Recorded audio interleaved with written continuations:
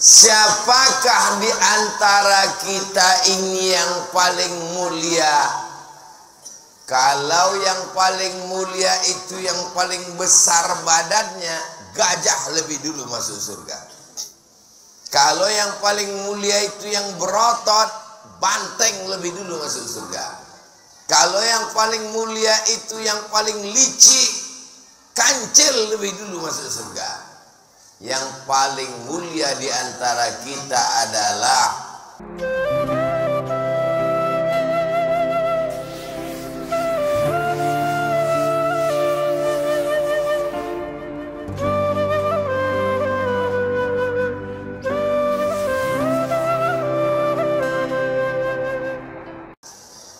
siapakah di antara kita ini yang paling mulia? Kalau yang paling mulia itu yang paling besar badannya, gajah lebih dulu masuk surga. Kalau yang paling mulia itu yang berotot, banteng lebih dulu masuk surga. Kalau yang paling mulia itu yang paling licik, kancil lebih dulu masuk surga. Yang paling mulia di antara kita adalah inna akramakum indallah atqakum. Orang yang paling takut kepada apa pula takut kepada bini? Takut kepada Allah. Karena takut kepada Allah. Bayangkan kalau rasa takut itu dibawa ke kantor. Rasa takut itu dibawa ke toko. Rasa takut itu dibawa ke kantor-kantor dinas. KPK bubar, BPK bubar, Inspektorat Jenderal bubar, Pak Polisi istirahat di tempat karena orang sudah takut kepada Allah. Masjid ini memang mantap, tapi panasnya luar biasa. Saudara yang dimuliakan Allah Subhanahu wa ta'ala. Jadi kalau kita sudah paham, maka insya Allah kita tidak merasa rendah diri. Adik-adik yang jadi mahasiswa tidak merasa underestimate, merendahkan diri, merendahkan orang lain. Karena kita adalah hamba Allah yang tujuannya jelas. Allah menjadikan aku punya profesi untuk menolong agama Allah. Apapun tujuan kita, apapun profesi kita, maka yang paling mulia di antara kita bukan Ustadz Somad yang duduk di mimbar ini. Yang paling mulia adalah mungkin ibu-ibu yang ibu rumah tangga, tapi dia takut kepada Allah. Bapak-bapak yang biasa-biasa saja, yang tak bisa duduk di sini, berada di sana belakang, tapi hatinya takut pada Allah. Doakan supaya Ustadz Somad yang ceramah ini, yang ngomong ini, hatinya takut pada Allah. Ceramah ini mudah, menggelegar suara. Sebetulnya suara saya ini biasa aja, cuman sound system ini mantap. Terlalu kencang pula anginnya. Banyak lagi ulah Ustaz. Bapak Ibu yang dimuliakan Allah Subhanahu. Saya orangnya Ustaz yang tidak pandai basa-basi. Kalau panas saya bilang panas. Kalau dingin saya bilang dingin. Saya ini orangnya yang tidak, saya ini kalau kata pepatah Melayu, singkap daun nampak buah. Tak pandai saya berbasa-basi. Makanya tak banyak orang suka sama saya. Tadi waktu panas tadi tenang, ini sejuk tapi ribut kali. Macam perang di Israel. Saudaraku yang dimuliakan Allah Subhanahu wa ta'ala, dilatih anak-anak kita untuk takut kepada Allah. Sekarang banyak orang tua melatih anak tidur, nanti datang hantu. Anak dilatih takut sama hantu. Hantu takut kepada Allah. Dibacakan ayat kursi, Allahu la ilaha illa huwal hayyul qayyum la ta'khudhuhu sinatun wala naum. Dia yang tidak mengantuk, dia yang tidak tidur. Kalau atasan mengantuk keluar kota, kamera CCTV kabelnya putus. Tapi kalau dia yang mengawasi kita, kalau bahasa Jambinya 24 hours di bawah pengawasan Allah, muraqabah namanya, diawasi Allah Subhanahu wa taala. La ta'khudhuhu sinatun wala naum. Yang ustadz jangan sombong, yang polisi jangan angkuh, yang TNI jangan merasa lebih hebat, yang pejabat jangan merasa lebih terhormat. Karena yang paling mulia adalah yang paling takut kepada Allah Subhanahu wa ta'ala. Kita semua akan mimda tema taya bawati modar. Orang kaya mati, penguasa mati, pejabat mati, ustadz mati. Apalah salahnya kalian rendahkan suara sedikit? Tuh, jangan menyinggung perasaan saya. Kita semua akan mati. Rumah yang dibangun arsiteknya dari ITB, pagi petang siang malam dijenguk, kita yang membeli tanahnya, kita yang mencari arsitek tukang gambarnya, kita yang mencari tukangnya. Semua sudah pindah, tempat tidur sudah pindah, lemari sudah pindah, tinggal kita pindah. Rupanya orangnya bukan pindah rumah baru, langsung pindah ke liang lahat. Berapa banyak kejadian. Tak ada yang sulit bagi Allah. Innama amruhu idza arada syai'an ayyaqula lahu kun fayakun. Maka sadari itu.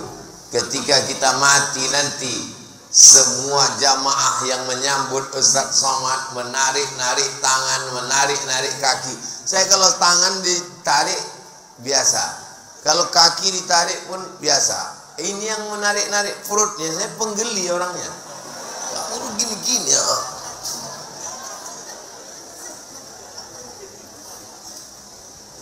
Masya Allah, tabarakallah. Begitulah cintanya orang Jambi ke Ustadz Abdul Somad. Padahal Ustadz Somad ini bukan nabi, bukan habib keturunan nabi. Saya keturunan nabi juga, tapi Nabi Adam, bukan Nabi Muhammad SAW. Begitulah orang Melayu ini cinta kepada Ustadz, kepada orang yang mengajar agama. Ya Allah, saksikanlah ini adalah hamba-hambamu, umat Nabi Muhammad sallallahu alaihi wasallam. Kita semua akan mati. Berpikirlah hari ini hari terakhir. Bagi saya ini hari terakhir saya. Ya Allah, kalau memang hari ini hari terakhirku, jadikan hari ini hari yang paling baik. Tapi kalau kau takdirkan aku masih besok hidup lagi, besok hari Senin, jadikan hari Senin itu sebagai hari yang terbaik. Saya sebelum tidur tadi malam, Bismika Allahumma ahya wa amut. Andai aku mati malam ini ya Allah, jadikanlah kematianku ini mati husnul khatimah. Begitu saya terbangun, gelap. Rupanya belum mati. Bangun, mandi, sholat sunat wudhu, sholat sunat taubat, sholat sunat tahajud, berangkat ke masjid. Setiap malam saya selalu berpikir saya akan mati. Ada masanya nanti kita bangun malam masih ada jam dinding. Bangun malam masih ada handphone. Bangun malam masih ada istri. Ada masanya nanti ketika bangun malam gelap, tiba-tiba terdengar suara marah buka. Jangan terkejut, karena resiko hidup adalah mati. Resiko muda adalah tua.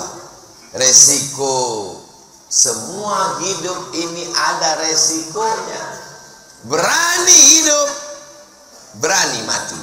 Takut mati, jangan hidup.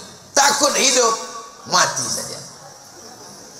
Saudara yang dimuliakan Allah Subhanahu wa taala, selalu ingat mati. Tapi jangan pula gara-gara selalu ingat mati ini besok tiba-tiba kantor kosong. Ditanya sama Pak Gubernur, Pak Bupati, ditanya sama pejabat, kepala dinas, mana pegawai? Gara-gara dengar ceramah Ustaz Somad kemarin, orang sudah mau mati aja semua bawaannya. Saya maksudnya cerita mati ini kita tetap semangat. Yang punya toko semangat buka toko. Yang punya sawit semangat mengurus. Yang tanam pinang semangat. Karena itu semua modal untuk setelah mati. Ini banyak anak-anak muda ini datang menghadap saya. Ustaz, saya siap mati. Rupanya kalau kau tak siap, malaikat. Banyaknya anak-anak muda. Ustaz, saya siap mati. Rupanya kalau kau tak siap, malaikat itu kalau datang ditanyanya, udah siap? Mau siap tak siap, kita tetap mati. Yang perlu kita persiapkan itu adalah apa bekal setelah mati. Puasa, bekal. Haji umroh, bekal. Bangun masjid, bekal. Bayar zakat, bekal. Baca Quran. Saya Pak Ustadz bayar zakat, duit tak ada. Sholat, mau sholat kaki pula sakit. Baca Quran. Baca Quran mata Pak Ustadz, asal ku tengok titik batu 3. Pejamkan mata, duduk berzikir. Berzikir pun malas pula Pak Ustadz, mati aja lah. Allah berikan kita keringanan-keringanan. Tak bisa sholat berdiri, duduk di kursi. Tak bisa duduk, berbaring miring ke arah kiblat, kepala ke sini, kaki ke sini. Tak bisa juga terlentang sholat pakai isyarat mata. Allahu Akbar. Tak juga bisa pakai mata. Kita sholatkan rame-rame. Sholat jenazah. Islam ini agama. Tapi kata Ustaz tadi, yang bangun masjid yang bisa punya tempat di surga. Man bana masjidan, siapa yang bangun masjid, banallah mithlahu baitan fil jannah, dibangunkan tempat satu surga.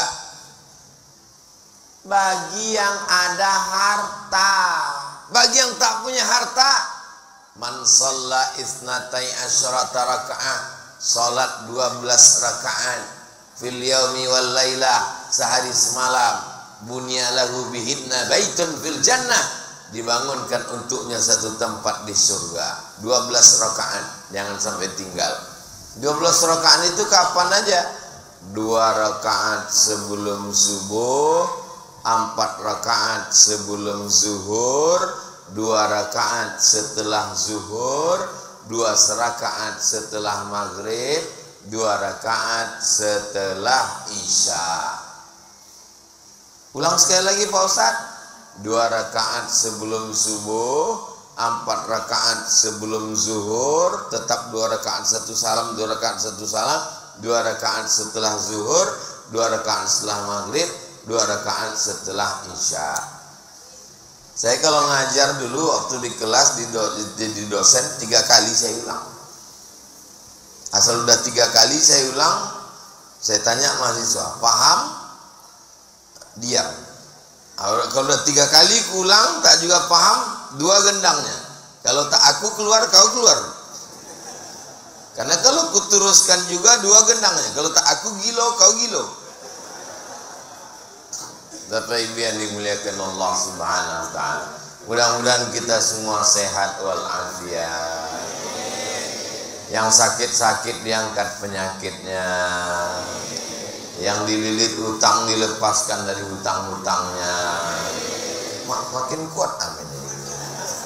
Yang belum ada jodoh dijumpakan dengan jodoh yang baik-baik.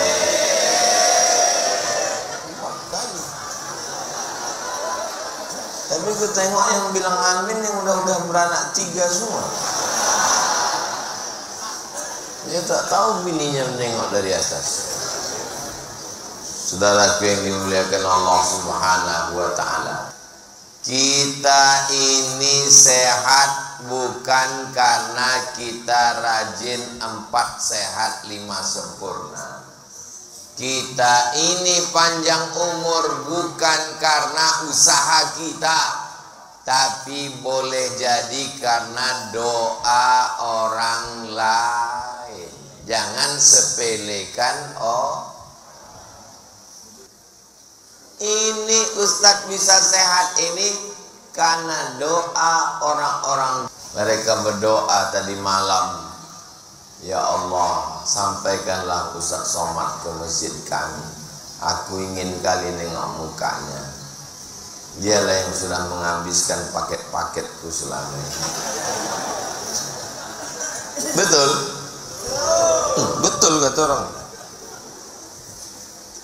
Jangan lupa saling mendoakan di masjid. Saya cuma minta doakan ibu bapak pejam mata, nampak muka emak ayah, Rabbi fili wali walidayya warhamhuma kama rabbayani shaghira. Nampak muka anak, Rabbi habli minas shalihin. Nampak muka kawan, ya Allah jadikan dia orang baik, husnul khatimah.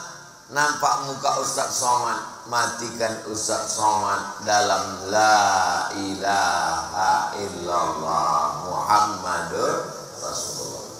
Asal kita pejamkan mata, nampaklah wajah-wajah orang tersayang, doakan dia. Aku Pak Ustadz asal kupejamkan mata, nampakku tukang kredit.